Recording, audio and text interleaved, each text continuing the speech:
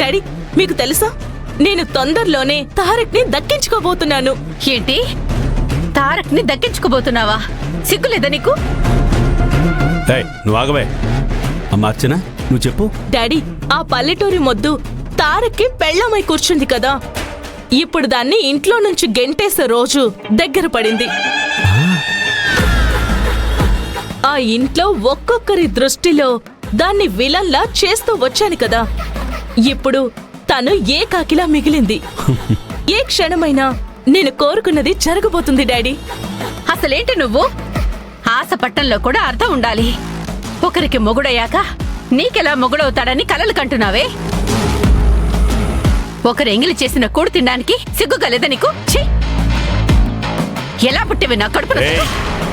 Daddy, అర్జెంట్గా ఇవిడికి divorce ఇచ్చేసేయండి. ఆ పని చేయమను. అమ్మా అర్చన, నీ మమ్మీ మాటేం పట్టించుకోకు.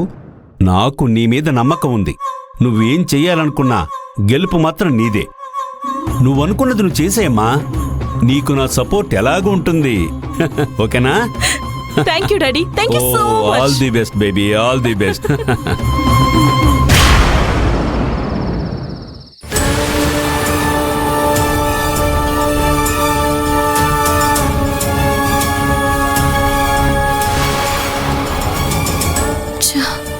నా పాటికి నేను సైలెంట్గా ఉండాల్సింది. వాణ్ణి దొంగ అనుకుని తొందరపడి పుట్టినరోజున నిమిషమ్మకి దెబ్బలు పడేలా చేసేశాను.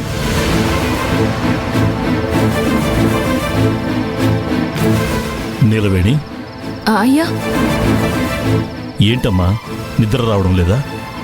ఇక్కడికొచ్చి కూర్చున్నావు? నేను తప్పుగా అర్థం చేసుకోవడం వల్లే ఇలా అంతా జరిగిపోయింది. వచ్చిన వాళ్ళందరూ తప్పుగా మాట్లాడడానికి నేను ఒక కారణం అయ్యాను. సరే వదిలేయమ్మా, ఇందులో నీ తప్పేమీ లేదు. ఎవరో ఒక అబ్బాయి ఇంటి లోపలికి దూరితే ఎవరికైనా అనుమానం వస్తుంది కదా. అలా అనే నేను అనుకున్నాను. ఇదివరకే ఒకసారి ఇంట్లోకి దొంగలొచ్చారు, అందుకే నేను కాస్త భయపడ్డాను. న్యాయంగా మాట్లాడితే నిమిష ఒక అబ్బాయిని ఇలా ఇంట్లోకి తీసుకురావడమే తప్పు. అలా పిలవాలనుకుంటే అందరూ ఉన్న చోటుకే పిలవాలి.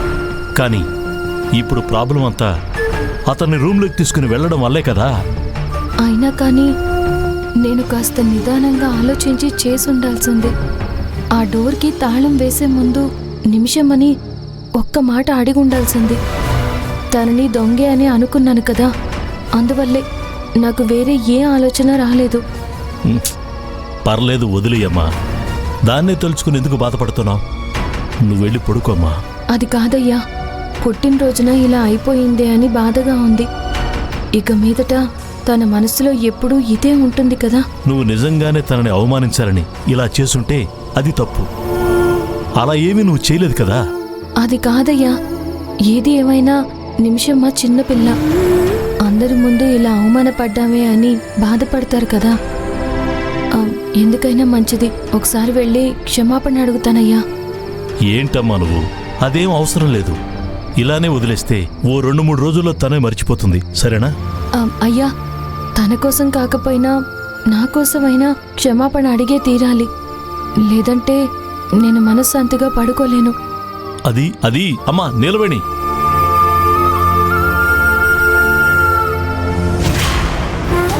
అక్క, వచ్చేసావా? ఏంటి, ఏమైంది? అక్క, నిజంగానే ఇప్పటి వరకు వాడు నా ఫ్రెండే అక్క. ఒకవేళ నేను లవ్ చేసేలా ఉంటే ఖచ్చితంగా నీకు చెప్పేదాన్ని కదా. అవును, అదే నాకు డౌట్. సడన్ గా నీ రూమ్ లో ఒక అబ్బాయిని చూడగానే నాకే ఏం చెప్పాలో తెలియలేదు. అక్క, నా బర్త్డే అని తెలియగానే వాడిపాటికి వాడు బయలుదేరి వచ్చేసాడక్క. నేనెంత చెప్తున్నా కూడా రూమ్ వరకు వచ్చేసిన వాణ్ణి తరిమేలేం కదా. నువ్వైనా ఇది నమ్ముతావో లేదో నాకు తెలియటం లేదక్క. అమ్మకి చెప్పకుండా నీకోకే చెప్పనని వాడితో చెప్తూనే ఉన్నాను. చివరికి అనవసరంగా తారక్ లోపలికొచ్చి వాణ్ణి కొట్టేశాడు. ఇలా చూడు, మామూలుగా తెలుసుంటే అందరూ వదిలేసుంటారు. కానీ రూమ్లో మీ ఇద్దరిని కలిపి చూశారు కదా, వాళ్ళకది ఒకలాంటి అవమానం అయ్యి ఉంటుంది కదా. కానీ దీనంతటికి కారణం ఆ నీలవేణినే అక్క. రేణుకతో అతను నా ఫ్రెండ్ అని చాలా క్లియర్గా చెప్పాను. అది కూడా నీలవేణితో అలానే చెప్పింది.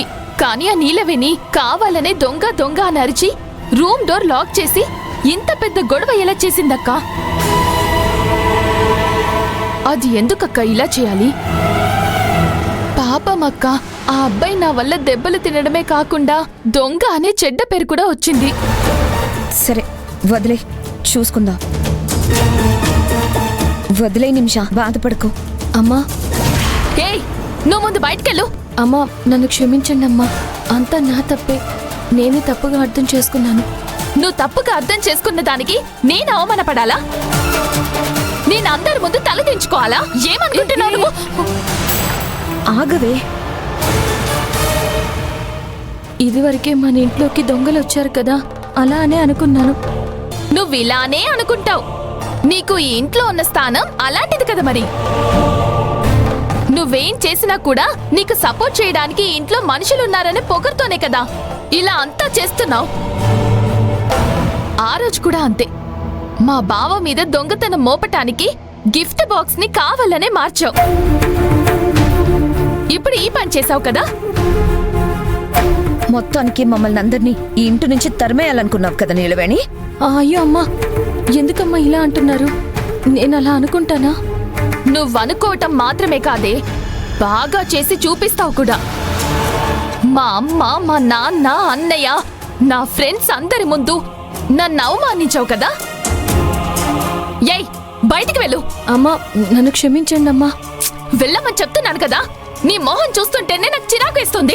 వెళ్ళు, వెళ్ళు, పద. నిమిష, పద. నిమిష, అమ్మా అమ్మా, నిమిష ఆగు. వెళ్ళు. నిమిష. అమ్మా నేను చెప్పేది వినండి.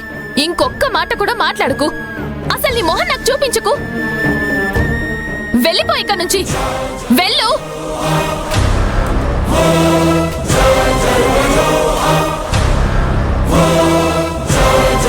నిమిష, అంతటికీ కారణం ఇదే అని తెలిసింది కదా. దీని సంగతి తర్వాత చూద్దాం. పద, ముందెళ్ళి మనం అమ్మని కాంప్రమైజ్ చేద్దాం. రా, వెళ్దాం, రా.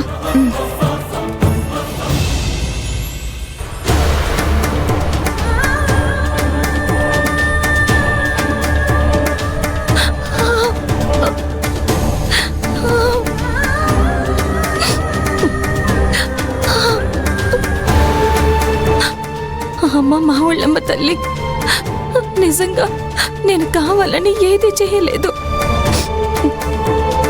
ఆ అబ్బాయిని దొంగ అని అనుకోవడమే నేను చేసిన తప్పు. కానీ నా వల్ల నిమిషమ్మకి బాధ కలిగింది. నిజంగానే అది చాలా పెద్ద అవమానం. పాపం, ఇక మీదట అందరూ తనని ఆ ఆలోచనతోనే చూస్తున్నప్పుడు తన మనసుకి చాలా బాధగా ఉంటుంది. ఇప్పుడు నేనేం చెయ్యాలో నాకేం అర్థం కావడం లేదమ్మా. ఎలా అయినా సరే తన మనసుని మార్చాలి. దానికి నువ్వే సహాయం చెయ్యాలి.